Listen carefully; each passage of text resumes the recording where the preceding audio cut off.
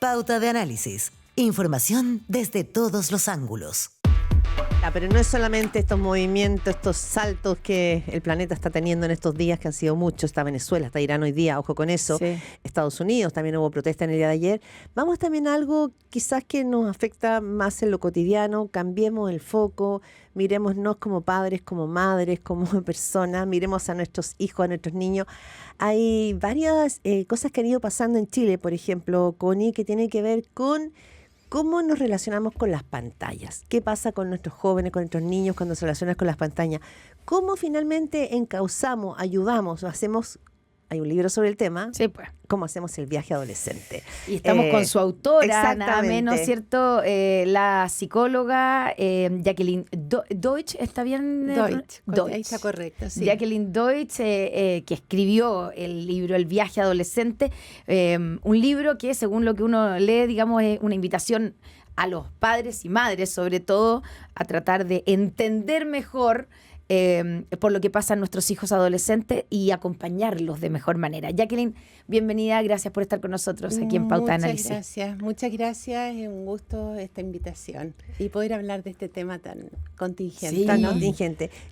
Digo, antes de entrar como a los puntos de la contingencia, cuando uno mira o cuando uno vive, como es su caso como psicóloga, en cercanía con este mundo adolescente, que el año pasado en esta serie de Netflix, ¿no es cierto? Como que quisimos entrar y dijimos adolescencia, yo dije, hay una imagen que es terrible, que es como un padre que siente que su hijo está todo el día en la casa, que está todo bien, que es tranquilo, que no se expone, pero lo que estaba pasando en la habitación de al lado, en ese silencio frente a la pantalla, era tremendo, aterrador. Y entonces de repente los padres y las madres podemos estar caminando muy ciegos quizás respecto a nuestros niños. Entonces, ¿cuánta confianza hay que poner? ¿Cuánta desconfianza? O sea, ¿cómo lo ve usted desde la consulta? Ya iremos, ¿no es cierto?, a los grandes temas que están puestos sobre escena. Mira, la verdad es de que en la serie se ve algo sumamente claro y que es la dinámica que se está dando hoy día en el mundo moderno por el uso de los celulares y especialmente de las redes sociales. Nosotros siempre nos ocupamos, ¿no es cierto?, nos preocupamos de antiguamente, digamos, y no tan antiguamente, de cómo era el mundo de los niños fuera de la casa.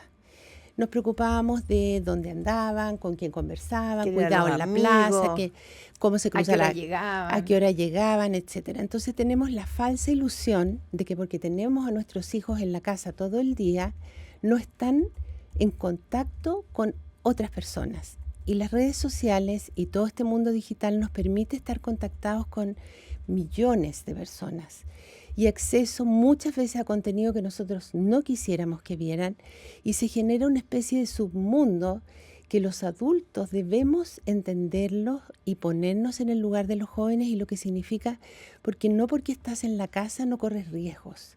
¿Y qué puede hacer ahí un padre, una madre, una tía? Digo, no hay que pensar que todos los jóvenes, una abuela o un papá solo, ¿qué hace un adulto para entrar en ese mundo? Para entrar en ese mundo y acompañar ese mundo. Mira, ese es un tremendo desafío. Yo siempre lo señalo así, la adolescencia siempre ha sido una etapa de desafíos y creo que hoy en día ser adolescente es más difícil que nunca. ¿Es más difícil que cuando nosotros fuimos adolescentes? De todas maneras. ¿Por qué? Mira, piensa tú, por ejemplo, algo que a ti te pasó cuando tú eras adolescente, así que fue un chascarro, una vergüenza o algo que hiciste, y eso quedó contextualizado al ambiente donde esto pasó. Hoy en día hay siempre un celular que saca fotos, que sube las imágenes, que manda videos por WhatsApp, y eso hace de que esto sea un evento que se masifica.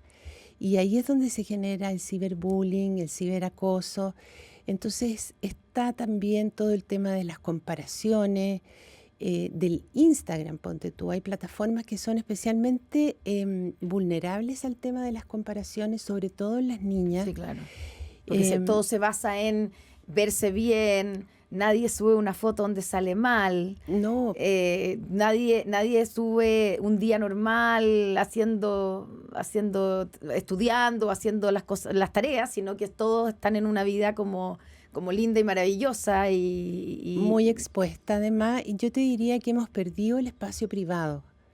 Los jóvenes no tienen, les cuesta mucho mantener un espacio privado donde a ellos les pasen y digan cosas sin que haya algo que los revele, que algo que lo revele. Ahora, la realidad es esa la realidad, digamos, de nuestros jóvenes, ¿cierto? Porque yo pensaba, claro, nosotros no lo vivimos. Cuando uno le dice a los hijos, cuando yo tenía tu edad, porque uno lo dice de repente, y generalmente dicen, pero mamá, tu vida era súper diferente. Y es verdad, o sea, realmente nosotros vivimos en un mundo completamente diferente Claro, al de nuestros pero mismos. también nuestros padres te También decían lo mismo. Tu papá de uno decían, bueno, uno le decía a los papás, bueno, pero mamá, tu vida es súper distinta.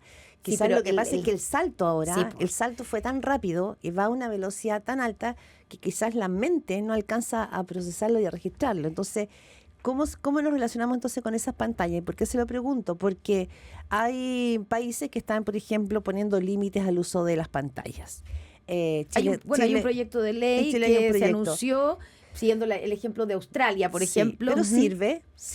O prohibir el Sirve. uso de redes sociales para menores de 16 años, por ejemplo. Sí, es lo que es ya ley en Australia y que aquí en Chile se está intentando proponer un proyecto de ley, ¿no es cierto?, que simulando un poco o emulando lo que hoy existe en Australia. A ver, lo primero te diría yo es que nosotros tenemos que educarnos, tenemos que entender cómo es el mundo digital, cuáles son las pantallas, cuál es el lenguaje, dónde se mueve es un ecosistema al cual nosotros tenemos que ingresar porque somos los adultos responsables. Tenemos que saber qué está pasando ahí. O sea, en la serie Adolescencia se ve claramente cuando, o sea, no se sabía todo este universo incel, por ejemplo, y lo que eso significaba, el lenguaje que trae, quiénes son los que lo habitan. Y esta es una palabra que se usa bastante, pero en realidad nosotros tenemos que entender el mundo digital que nuestros hijos habitan, en qué plataformas se mueven. No es lo mismo andar por Facebook, que andar por YouTube, que andar en TikTok. O sea, se estructuran de manera distinta. El algoritmo es distinto. Y ya, a tu juicio, entonces, Jacqueline, ¿sirve establecer leyes, prohibir por ley? Porque uno dice, ¿y cómo se prohíbe por ley el acceso de redes sociales de menores de 16 años? Yo tengo hijos, tengo 17 y 15, así que estoy arriba y abajo, digamos. Y he puesto, desde que fueron de los últimos que tenían celulares, a los 14 años, mientras habían otros antes, pero en el momento en que ya llegan a cualquier parte y hay un Wi-Fi, yo he puesto todo tipo de restricciones. Digo, voy a contar la experiencia personal, pero probablemente identifico mucho.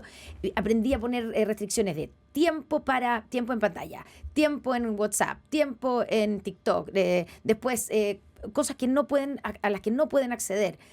Bueno, y han modificado todo lo que yo he fijado. O sea, han logrado cambiar todo. Y me lo dicen y se matan de la risa. Y yo, pero ¿cómo? ¿Por qué tienes tanto tiempo? Que yo se lo reviso y digo, pero ¿por qué tienes tanto tiempo en el celular si yo te tenía 2 horas?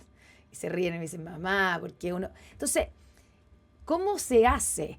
¿Sirve de algo prohibir o hay que buscar por otro lado?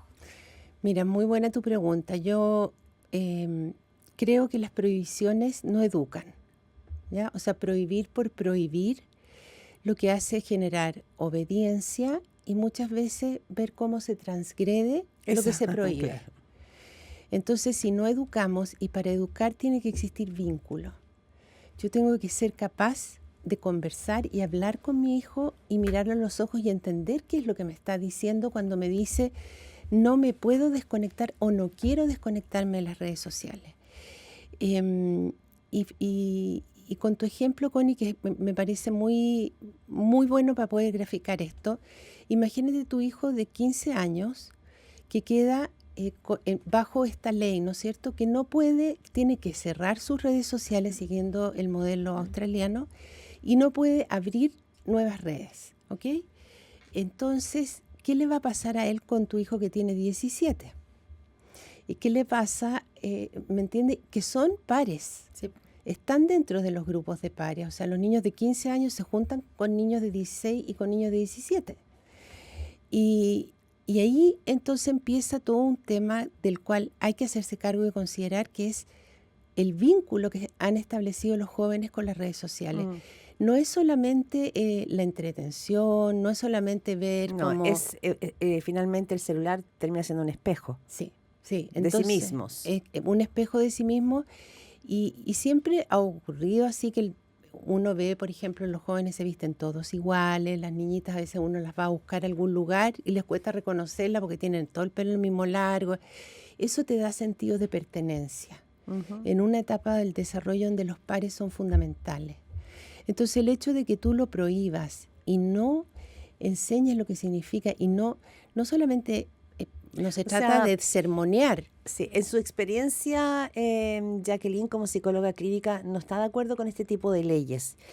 Mira, no. Yo te diría que estoy de acuerdo con este tipo de leyes cuando estamos en situaciones de emergencia como las que estamos ahora respecto de la salud mental. Estamos en una situación de emergencia. Estamos en una situación que de verdad no le hemos tomado el peso y muchas decisiones de las que se toman en términos políticos no consideran el impacto que esto tiene en los adolescentes.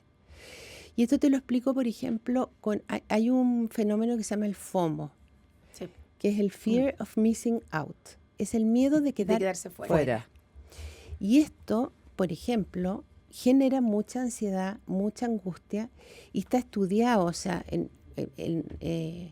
la neurociencia ha mostrado que las zonas del cerebro que se activan, por ejemplo, cuando tú vives la exclusión, generan dolor, hasta dolor físico. O sea, esto me duele. Cuando uno dice esto me duele, de verdad les duele.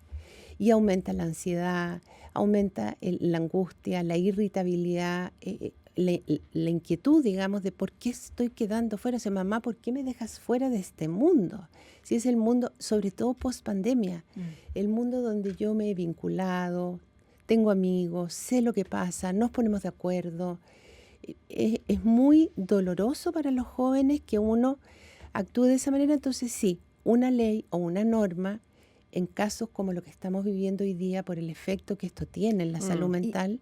Y eso quiero preguntarte, en los efectos en la salud mental, porque todos decimos, y a uno le suena que obviamente esto tiene que tener unos efectos que tal vez los vamos a descubrir en el futuro cuando sean grandes, pero ya hay estudios, ¿cierto?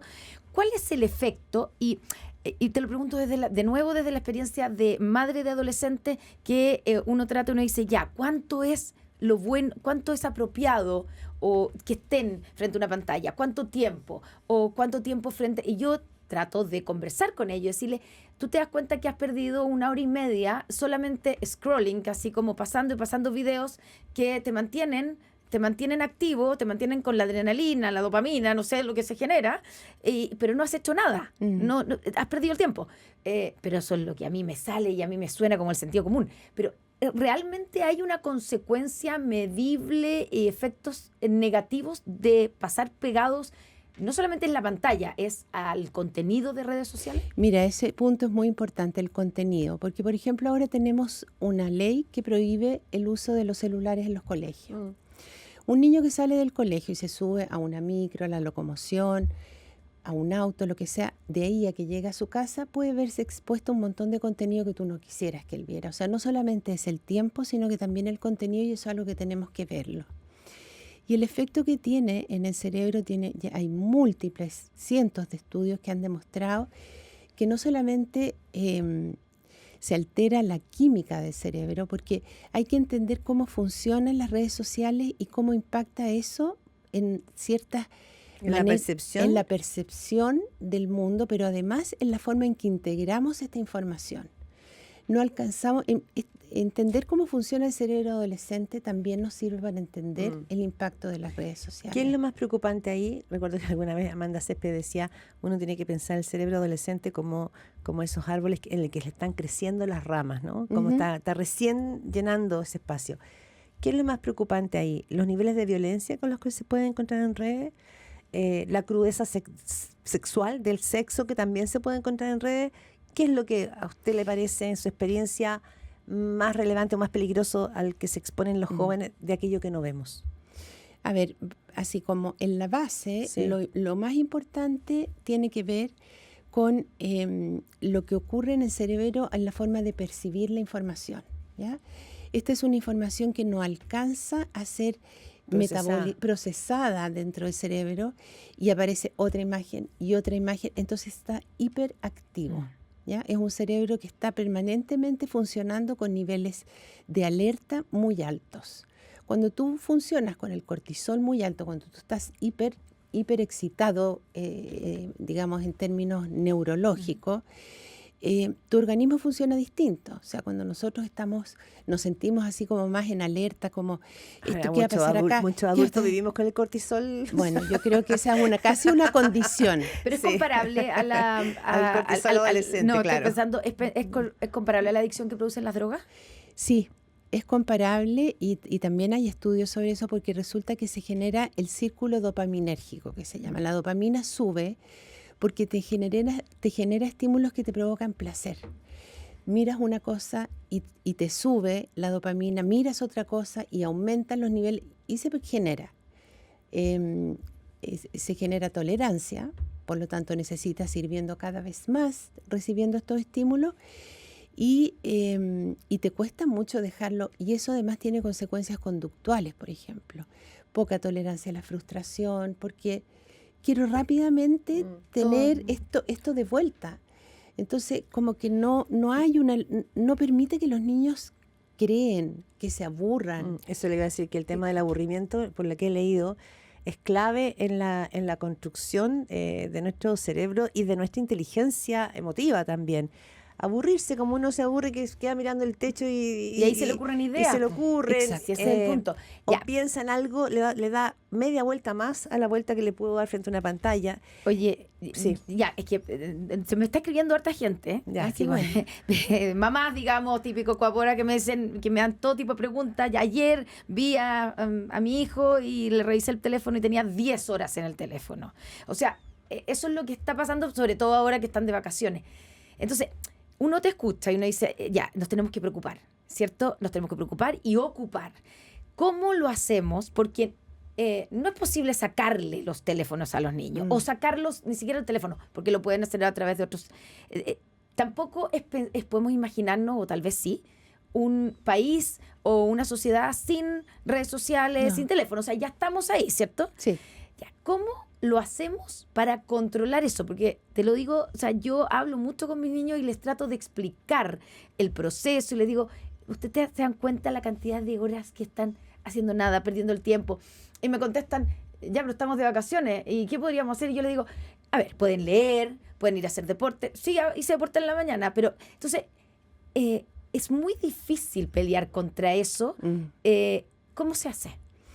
¿Cómo se hace para que sea efectivo, para que sin ser la prohibición, que parece que no resulta tampoco? Es que la prohibición sin educación no resulta. O sea, hay que acompañarlo con educación. No se trata de prohibir por prohibir. Yo tengo una frase que me ha resultado mucho en la consulta con mis pacientes, porque la pregunta tuya Supongo, sí. es una pregunta que me la hacen mucho y que yo también me la pregunto y digo, bueno, a ver, ¿cómo nos paramos frente a esto? Primero, lo que tú le vas a pedir a tu hijo también es algo que tú debes cumplir. Si tú le vas a pedir a tu hijo que pase menos horas conectado, que no se conecte mientras estás comiendo, o sea, tú también tienes que hacerlo, también tienes que cumplir con eso. Eso es una parte, pero hay un ejemplo que yo creo que es bien gráfico. Nosotros no sabíamos que los cigarrillos hacían mal y fumábamos en todos lados. Hasta en los aviones, o sea, yo fumé hasta en los aviones. Yo también fumé en los aviones. O sea, claro. era como... De la fila 23 para Claro. adelante no se fuma, de la 23 para atrás No, sí claro, se según fuma. y profesores fumando en la sala. En la sala. Doctores fumando en... No, o sea, era una cosa increíble. Pero hoy día sabemos. Nosotros no sabíamos lo que pasaba con las redes sociales. Entrar a explicarle a un niño con mucho tecnicismo, a un adolescente que no tiene todavía desarrollado la parte del no quiero entrar en tecnicismo, pero el lóbulo prefrontal, que es donde, que es los que no, se supone son funciones que nosotros como adultos ya tenemos, que es posponer la gratificación inmediata, realizar planes a futuro, etcétera. Entonces tú le entras con muchos argumentos a los jóvenes y de verdad que no pescan. No. Entonces hay que ser bien concreto. Mira, nosotros no sabíamos que esta cuestión funcionaba así. Hoy día sabemos. Bueno, ¿por qué? Porque la ciencia va mucho más lento que la tecnología.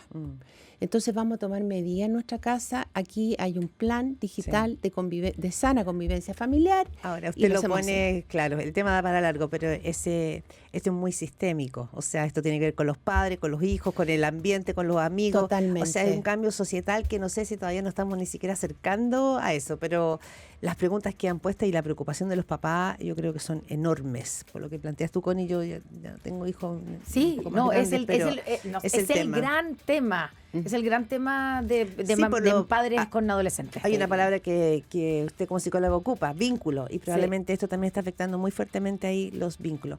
Vamos a quedar para una próxima conversación porque el tiempo voló. Agradecemos a Jacqueline Deutsch.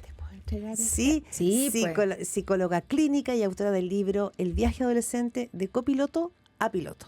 Un gustazo tenerte con Muchas nosotras. gracias. Muchísimas gracias a Aquí usted. está el libro. ¿De dónde lo encuentras? Que te me están preguntando también. Está el en libro todas las librerías del país. está en las librerías Antártica. Ya. Está también por Buscalibro, Buscalibre. ya. En Amazon también lo pueden bajar Ya. por Kindle. Así Ahí que está para lo Listo. Ya. Para tener un poco de guía en este viaje. Muchísimas gracias. muchas gracias a ustedes. Gracias.